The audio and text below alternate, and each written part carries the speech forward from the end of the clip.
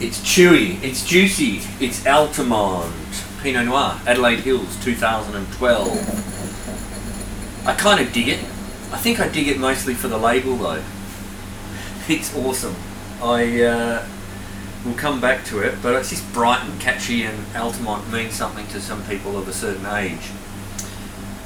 I'm not one of them, but anyway. The wine, classic Adelaide Hills Pinot. It's ripe, it's juicy. I wouldn't say crunchy at all. Acid is there and enough to support some pretty big fruits of cherries and ripe cherries, big black cherry even, and nice plummy, full flavoured mouth, very mouth filling, good length, and a really good drink.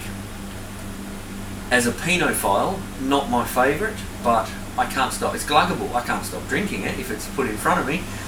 But yeah, as a classic Pinophile, I much prefer different wines from different regions, perhaps with a little more finesse, a little more length.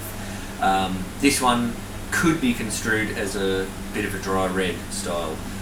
Anyway, let's talk about the label a bit. That's the most interesting part.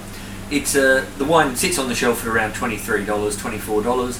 It's very good value for people who love Pinot, but more for people who just want a nice, soft, easy drinking introduction to Pinot perhaps. The label, Altamont, designed by a record sleeve designer, and you can probably tell that it's bright and catchy, but the Altamont itself is a reference to 1969. Rolling Stones organised a concert with the Grateful Dead at Altamont Speedway in Northern California. Idea being that it would be a West Coast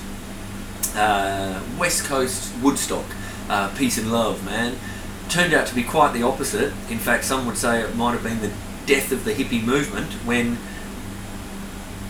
fueled by drugs and alcohol and pissed up Hell's Angels, it kind of degenerated into an all-in brawl with people trying to get on the stage, and unfortunately ended in the death by stabbing of a 18-year-old man who was trying to get on the stage by a Hell's Angel.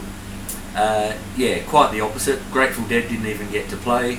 Rolling Stones came on late because someone missed a helicopter ride with Bill Wyman, funnily enough. Anyway, Altamont, that's the story.